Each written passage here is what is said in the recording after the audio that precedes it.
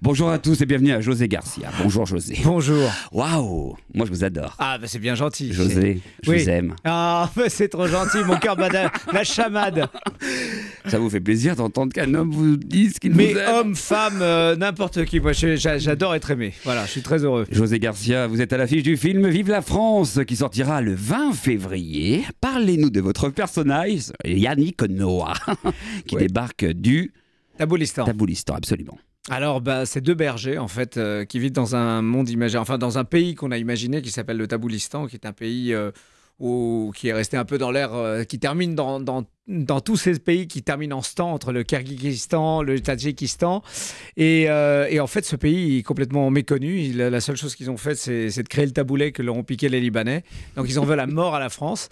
Et la seule manière de faire reconnaître leur pays, en fait, c'est d'essayer de faire un acte terroriste un peu désespéré et de faire exploser la Tour Eiffel pour qu'on parle enfin et qu'on reconnaisse enfin le Taboulistan. Donc ils partent en France et au lieu d'arriver à Paris, en fait, à cause d'un problème technique pour l'avion, bah, ils se retrouvent à Figari en Corse et à partir de là, bah, ils vont commencer à morfler très chaud. Absolument, vos Voilà. personnages, comme par ailleurs celui que joue votre complice Michael Young, sont des terroristes que l'on peut qualifier de naïfs bien plus que méchants. Bah, c'est des pauvres gars qui sont d'abord victimes eux-mêmes, comme toutes les victimes du terrorisme, voilà, de leur ignorance, de leur bêtise, et puis ils sont envoyés d'un petit peu de force, voilà, pour essayer de commettre cet acte irréparable. Et au fur et à mesure, bah, en fait, c'est un peu l'arroseur arrosé, quoi. Ils arrivent en France et ils se font dérouiller 2 fois plus fort que si, enfin, ils viennent pour terroriser, ils se font terroriser par les Français. Par les Français, absolument. Et jouer un apprenti terroriste, c'est un exercice difficile. Bah, ce qui était difficile, c'est qu'en fait, ces deux personnages doivent garder une espèce leur mission doit être vraiment primordiale parce qu'en fait au départ ils sont vraiment super déterminés parce qu'ils ont forcément un sentiment très patriotique.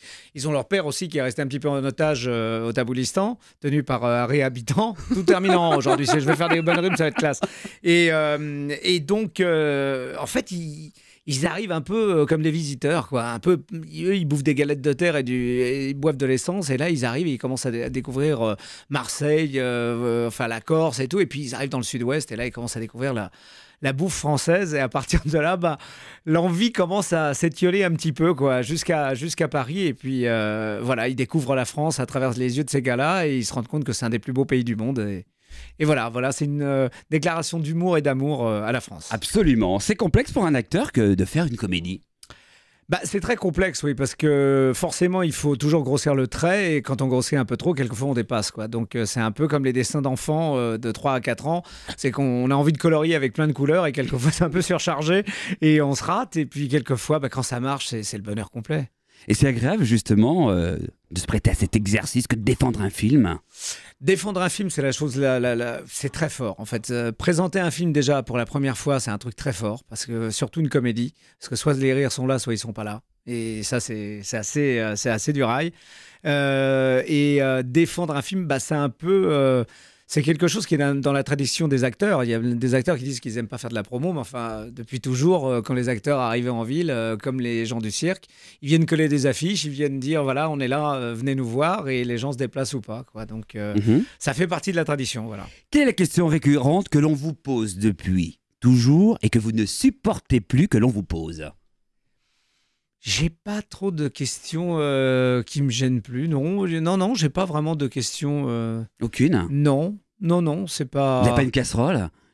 Oh, des casseroles, si, j'en ai un Oui, paquet. vous avez pas mal. Non, mais je suis pas encore au point. Je me souviens d'Omar Sharif qui avait dit que quand il avait fait Docteur Jivago, alors je sais pas si ça parle beaucoup à vos yeux, mais il y avait une musique qui faisait la la la la, et dès qu'il rentrait dans un resto, tout le monde lui chantait la chanson. Les mecs venaient avec des violons pour lui chanter le truc, et le mec, ça lui a pourri sa vie. Et vous alors? Bah moi, ça va. Moi, en fait, ce qui est drôle maintenant, c'est que les gens, au lieu de m'appeler José, ils m'appellent Serge.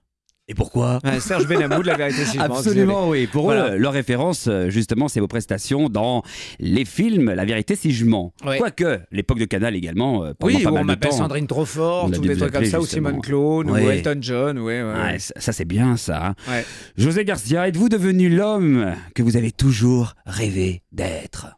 J'ai en tout cas concrétisé pas mal des rêves que j'avais, ouais. Ouais. Mhm. Ça, c'est ma passion. C'est essayer de concrétiser ce que j'ai dans la tête Et vraiment, là, je suis arrivé à un point où ça va. J'ai réalisé pas mal de rêves. Ouais. Et pourtant, José, c'est le temps des confidences sur MFM Radio. Très bien. Eh oui, quel rêve n'avez-vous pas encore réalisé? Et m'en faut un, mais un rêve, waouh, un vrai. Ah bah écoutez, le prochain en tout cas, c'est celui que je vais essayer de faire. Je suis pilote en fait depuis quelques années et en fait je voudrais piloter un avion, un énorme hydravion. J'adore les hydravions, je trouve que ça me fait rêver.